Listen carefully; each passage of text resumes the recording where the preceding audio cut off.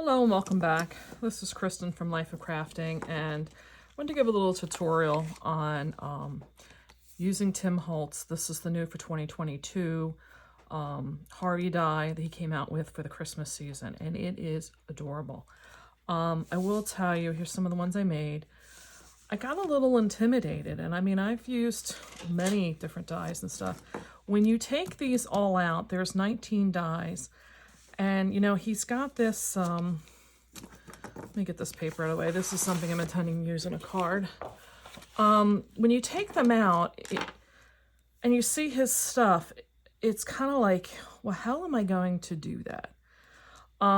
First thing I would say is lay them all out.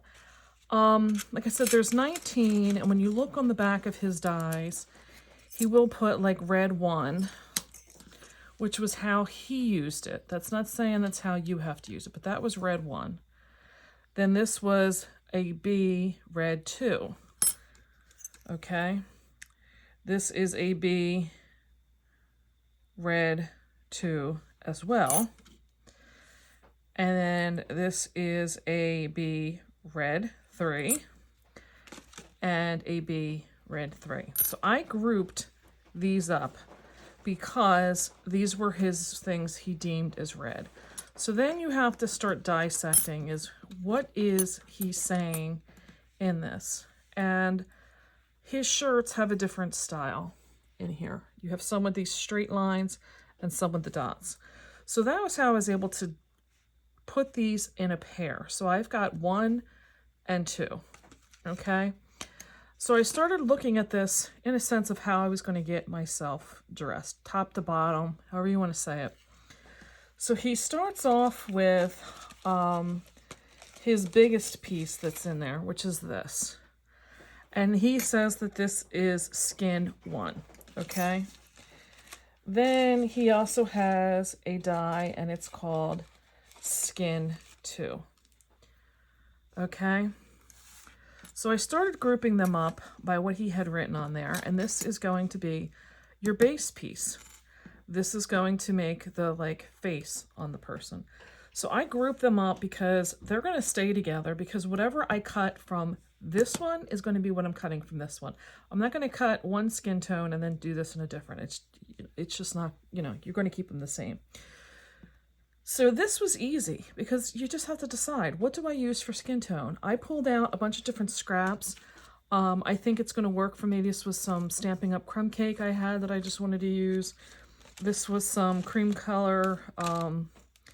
So it was easy enough to just make that decision. And like I said, these two kind of are going to stay together now. Then I went in and I took this.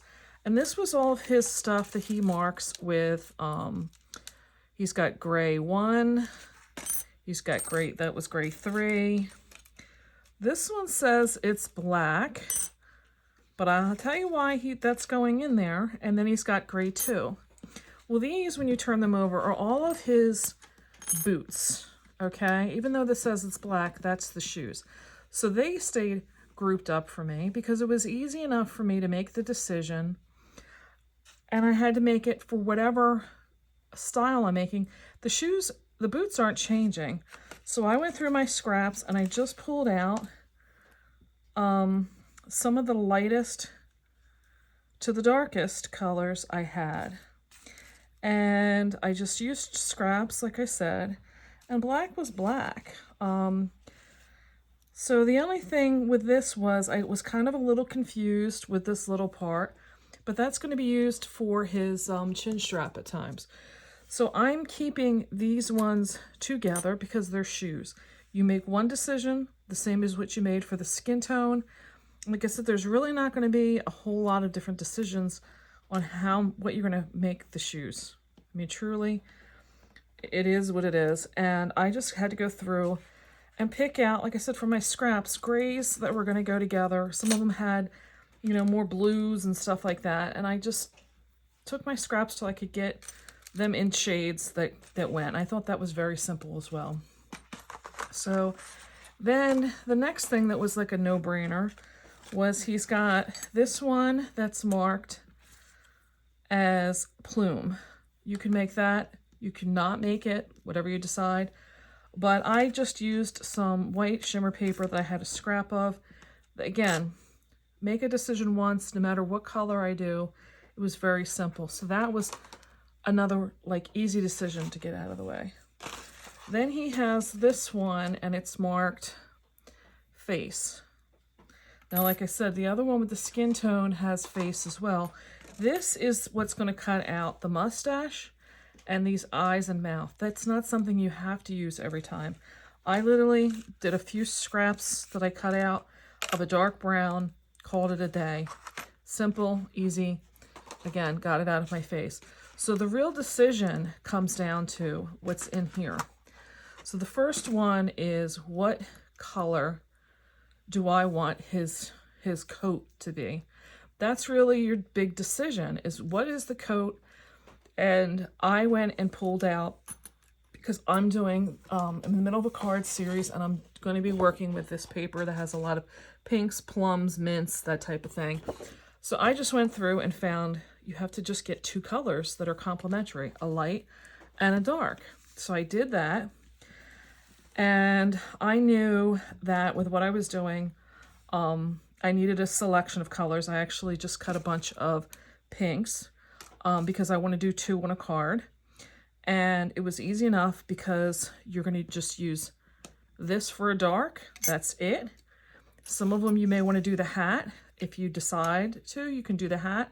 Or I chose a hat, not in the black. You could do it in black. I chose to do it in the darker of the what's in the boot. So it looks like a lot of decisions. It looks like a lot of different dyes, but when you dissect it down, it's not going to be a lot. So if this was my darker color, I just had to do one in the lighter color, and I had to make a decision. Do I want them dots or do I want them with the straight lines? And I'm making like 24, I think, cards. So I'm going to need 48. So I'm just, doing both, truthfully. So it's not going to be that hard. These will stay together, easy enough to make a decision. Now he's got, for what is the remaining, is I consider them accents. He's got some things white, he's got some things yellow, some of it is the banner here, some of it's the plume. He's got a lot of different decisions he made. And it's basically like, he's pulling this blue out to put up here. He's using some of the blacks again to give that very British look. He does have the crossover for the sashes. So you could just make the decision. The cuffs, he did the cuffs to match on this one. He went with the very British look here. I just decided that, and one of it is basically what's going to come in through as the accent behind the shirt. He did 2 that had yellow behind, and he's got 1 that's in a white. So those dyes are probably the ones that you're going to have to keep together with the most number of them. I think, is that all of them? Is that, okay, so it's just 5. This is the shirt. He's got that labeled as yellow or white.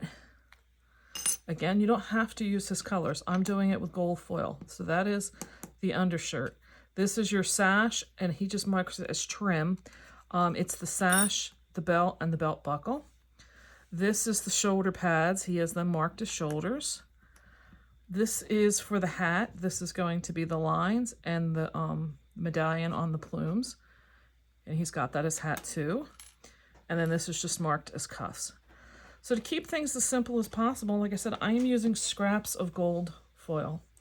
And I'm going to keep these together. The only thing I did different with some of this is I do use this again in that same darker, the darkest gray color. I will make a belt and a buckle so I can mix and match. As you can see here, I use the darker gray and I use the gold.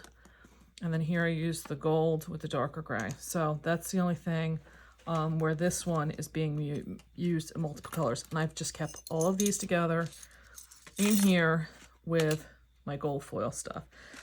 These, if you haven't watched my other videos, these are just like those Stouffer macaroni and cheese, like frozen dishes. I keep these next to my die cutting machine exactly for this, so that I can keep things organized, keep them, you know, together. And, you know, sometimes it's not easy with all these little parts. So let's start. I'll put one together. I have to do a pink one, and I'll do it in the cream. I have to do the face. And he's got 3 different faces, if you look. One is kind of like the hat's fallen down over his face, and that's his mouth. He's using this here as kind of just a, almost like I'm envisioning like a scrunched up face.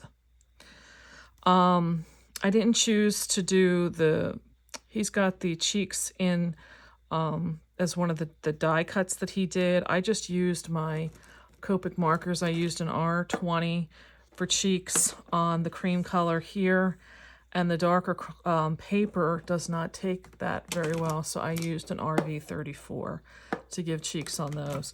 This one, I guess it's supposed to still have that like scrunched up face with a mustache, but it looked kind of weird to me. It looked like the mustache was below his mouth, because it looked like it was this one with this down here. So I just moved it up and almost did it like it's a almost like a gnome look. I did forget to put the black there, and I had to use a Copic marker in my line on the strap. Didn't get to be very dark. So I need to use the black strap when I don't do the darker top piece.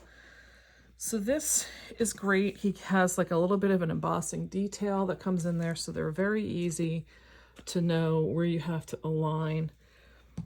If you have like a silicone mat or something, I was using, you can use scrap paper or some other things. Some of these pieces are very small, and I would rather just dip them into a little bit of glue than put the glue on the back of the piece, because especially with the foils, it's not going to be hidden well. I found that putting this down first is your best bet.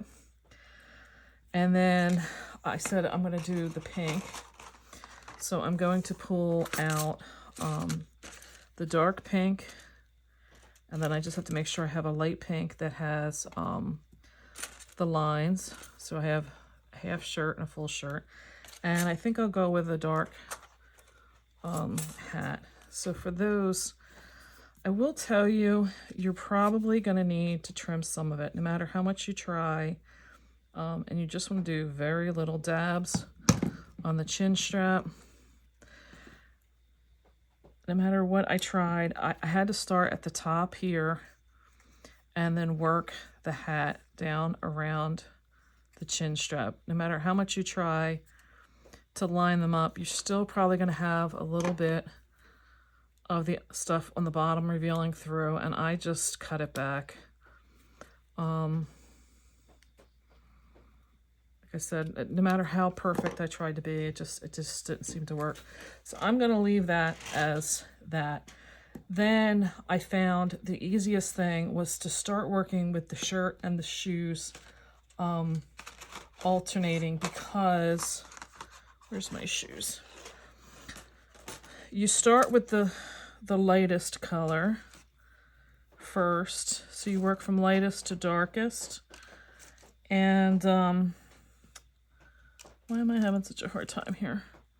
So you start with the lightest and the darkest, but see, he's got this little bit of a section that keeps the boots together, which is fine. But you kind of have to use the jacket to hide this.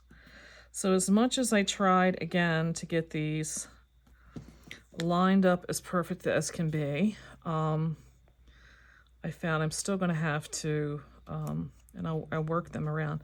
I'll still have to trim them back at some point. So then I just start layering, because like I said, I found that no matter how I did it, you're going to have an overlap. And you want to make sure his little hands are showing, but you have these little points covering up down here. So then I would work the next one, which would be the second lighter color. And there's a little bit of an indent again in these pieces, so you want to make sure that little indent where he's got it is covered up. And then the next piece on this is the foil. And I always forget this because I have it in a different little bin over here. So to get this to cover where the embossing is, you kind of do have to move it around. This is why I'm using the liquid glue as well, because you can get yourself a little bit of time and you know, get this lined up correctly. But again, I had to hide that shoe. Now I start working the bigger piece of the jacket, and there's a little bit of an indent in there that's going to show you where you're going to put the next layer. And you know, I do have right now some glue on my foil, and I just want to get it off. There's not a whole lot that shows through, but my luck, it's going to be right where I need it to show through. So then you just start covering up that bottom one. And I'm just going to use the paper towel to push down in case I don't want to push any paper out. So now I just moved it. Fabulous. Not, that was sarcasm. But yeah, like I said, the liquid glue is going to give you a chance to kind of like work this. And I probably skipped a step on the shoes in there. If you have to, I kind of snapped them into place. I'll show you that too. Like if I have to, I can just like snap this and it goes back under. Because this is going to be the bottom of what you're going to see now. The next piece that you have is this one. And like I said, there's a little bit of an indentation on the coat. I don't know if you can see it, if it's really minute, but you can place the bottom one first, and then it seems like the rest of these just fall in line. I should tell you too, these cut phenomenal. I did not have to use any shims. I wasn't having to sit there and like dig them out of the dies. They did a phenomenal job. So for the most part, this is together now. I do have to put the little shoes on, and you can tell the shoes because, you know, the direction of the shoes. I don't know if I really need to get into any of the other things. I will try and quickly go through the rest. I chose to do the plumes on the top because I'm getting that really frilly. I'm doing a sugar plum paper pack right now, and it's a really frilly one, so I think the plumes work well. There is a little bit sometimes of a reveal that you get with the shoes because you may not get them all aligned perfectly. So if you have to, you just cut them back as well. I'm not going to do the mustache or any of that. We went through this. So the only thing we have left, where was my gold? We have to do the accents and the plume. The plume is so easy. He's got one that has 3 and one that's a single. And you can see with the indentations exactly where you got to put the single. And he did some antiquing on his. Because mine are done in the shimmer paper, I wasn't going to do any antiquing. Here's one of my gold. We'll finish the hat off. The hat, like I said, you want to put the glue only on the bottom half because that's going to hang off half. So in the accents, we already used the shirt. He does have these lines for the hat, and I will tell you one is a little bit slightly longer. Not by much. That's a belt. So we'll do that in that color. So let me see if I can find.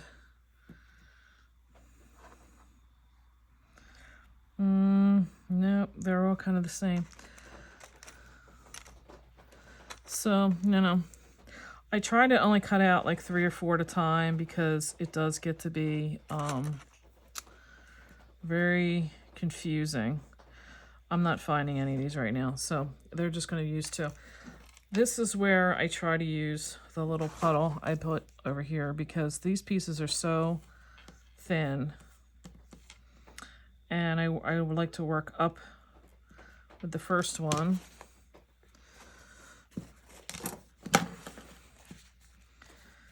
And then do the second one. And I use the towel to press down, like I said, just to pick up any extra that I may squeeze out. I'm going to go with the gold belt, which means I'll do the buckle in that darker color, and I'll have to find where I put that. The belt, you got to remember, is going to go above the cuffs of his sleeves. So that's where the placement of that is. He doesn't have any kind of an indentation for it, but you're just going to have to remember. The shoulder has 2 pieces. The solid, that's for the back, and then there's one with a cutout. You have to look. There's kind of like a squared roundedness to this, and that gives you, so that you know which shoulder they're going on. So I'm pulling out a lot of the same ones here. Fabulous, fabulous, fabulous. So here is that, and I need, here's the plume. There's a cuff. I need another cuff, the center of the plume, and we need one more shoulder. I need the solid. Okay. So that's, other than the belt buckle. The lines for the cuff, you have to line up to the, so there's like a small circle that kind of peers through from that shoulder section. Just make sure you get those lined up. You do have to sometimes punch out the little hole. Just fill out. See, like I said, that this stuff is like good. Like I don't even have to, like the stuff just falls right out of it. You can kind of tell which one goes where because basically the circle's going on the outside. Do need a little bit more. So the plume has this bigger one with an indentation in it, and I find it's best to put that down first. And the hole is going down and to the left.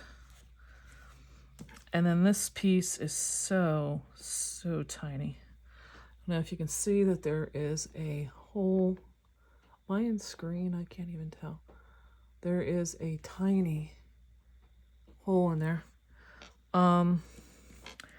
So you have to kind of line that up down below, and here's where I'm starting to slide and I'm starting to get glue like where you don't want it. So that's why I just use a paper towel. Paper towel's dry, so it doesn't like take anything off. And then you just need to, I would say the only thing I'm finding kind of odd is when I put these, I don't know if these are spats or what they call these things on the shoulders. They kind of have to hang off because I'm not going to sit and cut this tiny little piece to support it. I find like that's fine. It just kind of, the outside edge just kind of hangs out there. And then just make sure your little holes are punched out. And he is almost done. He just needs his belt buckle and, you know, his little cheeks and stuff. So I'm hoping you're liking his new release. I have to admit there's quite a bit more I want to get from the release. Just make sure that they line up so you don't have some of the pink showing over the top. So then I will use my R20. Just give him a little bit of cheeks. And then I just very, very gently put it on there. And then I do use whatever brown I have kind of hanging out. I've got an E25 that's kind of hanging out. I did like to add a little bit in the mouth because I just feel like it needs a little bit more definition. And then his belt buckle. Now the belt buckle, like I said, is in with the shoes because I cut that at the time. And the belt buckle is the tiniest thing you have ever seen. It is almost like you'd think it's a scrap piece of paper. And also in here is the chin strap. If I was using a colored hat, you would want to change and put that on top of the chin strap. But I used the darker gray one, so yeah, it is tiny. And I just strapped it.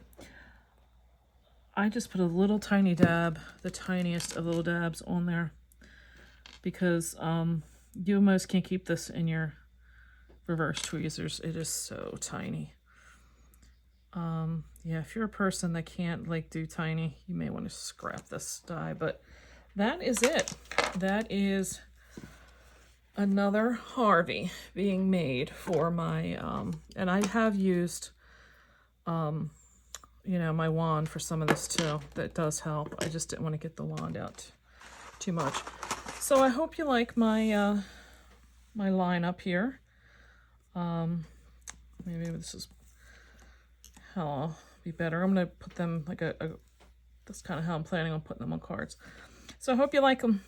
I really did, and I hope you find some inspiration to try these. And I hope this helps you understand how to store these, how to dissect these, and how to put them together. If you got some inspiration, I appreciate some thumbs up. Subscribe down below so you can get more good informational videos, as well as to see some of the things I have coming up, because I have quite a bit coming up in the next couple of months. Yeah, I'm over here dissecting. I got to have one of the straight with one of the lines because I'm doing 2 a card. I think that's how I'm going to do them. So anyway, I'll see you next time.